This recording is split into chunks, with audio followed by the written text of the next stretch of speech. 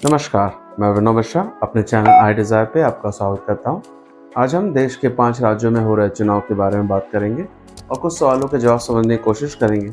जैसे इन 5 राज्यों के चुनाव का असर अगले साल होने वाले लोकसभा चुनाव में आखिर क्या पड़ने वाला है।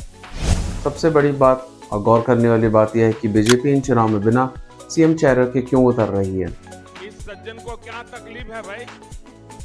क्या मोदी जी का जादू इन स्टेट असेंबली में भी चल पाएगा?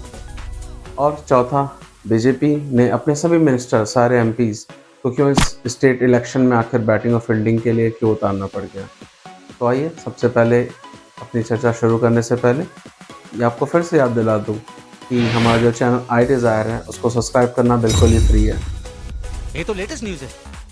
तो अगर आपने अभी तक इसको सब्सक्राइब ना किया हो तो कृपया करके सबसे पहले इसको सब्सक्राइब कर लें, क्योंकि आपके लिए ये सिर्फ एक सब्सक्रिप्शन बटन होगा, परंतु हमारे लिए यही सोर्स ऑफ मोटिवेशन होता है। जैसा कि आप सभी जानते हैं कि अगले साल यानी 2024 में लोकसभा चुनाव का फाइनल मैच होने वाला है और इसीलिए इन 5 राज्यों के चुनाव का फाइनल से पहले सेमीफाइनल को भी माना जा रहा है इसको।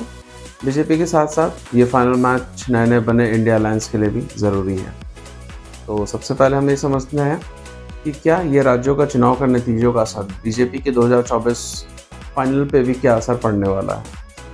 तो ये बात तो हम जानते हैं कि ये 5 राज्यों में से 4 राज्य यानी मध्य प्रदेश, राजस्थान, छत्तीसगढ़ और तेलंगाना की जनसंख्या के हिसाब से ये बहुत ही बड़े राज्य हैं और तकरीबन देश के 1/6 ऑफ पॉपुलेशन सिर्फ इन्हीं 4 राज्यों में ही बसते हैं।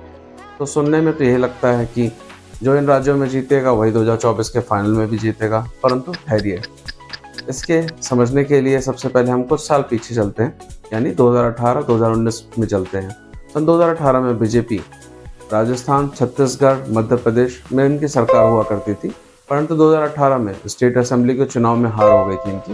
जबकि वही अगले साल 2019 में जब लोकसभा चुनाव हुए थे, उसी में 3 प्रदेश में बीजेपी ने इन्हीं 3 प्रदेशों में क्लीन स्वीप से जीती थी और इन्होंने जीत दर्ज कराई थी। इनफैक्ट बीजेपी की बात करें तो राजस्थान में 25 में 25 लोकसभा सीट और छत्तीसगढ़ में 10 में से 10 और मध्य प्रदेश में सिर्फ 1 सीट इन्होंने हारते हुए एक तरफा जीत हासिल करी थी। तो आजकल वोटर्स वाकई काफ़ी स्मार्ट हो गए और वो जानते हैं कि निकाय चुनाव में किसको वोट डालना है, विधानसभा में किसको वोट डालना है, लोकसभा में आखिर किसको वोट डालना है। बीजेपी अब हर राज्य सरकार के चुनाव के वक्त डबल इंजन की सरकार का ब्रांड पेश करती है और विश्वास दिलाना चाहती है कि वो केंद्र में अगर मोदी हो और राज्यों में बीजेपी का सीएम हो तो विकास डबल स्पीड से ही होगा। अब सबके मन के ये सवाल ज़रूर उठेगा कि बीजेपी किसी भी राज्यों में बिना सीएम के चेहरों का आखिर क्यों उतर रही है।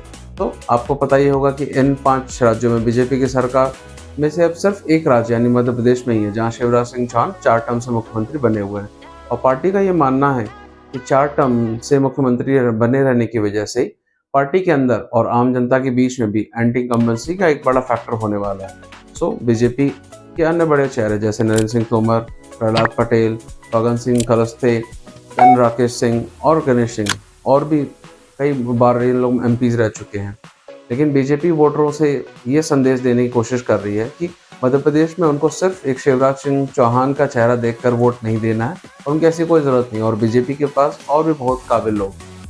राजस्थान की चुनाव में बात करें तो टेक्निकली बीजेपी पिछले 3 बार से सीएम बिना चेहरों के ही लड़ती है। पहले भैरव सिंह शेखावत पार्टी के फेस थे, बाद में वसुंधरा राजे भी पार्टी की बड़ी चेहरा बनी और बाद में सीएम बनी।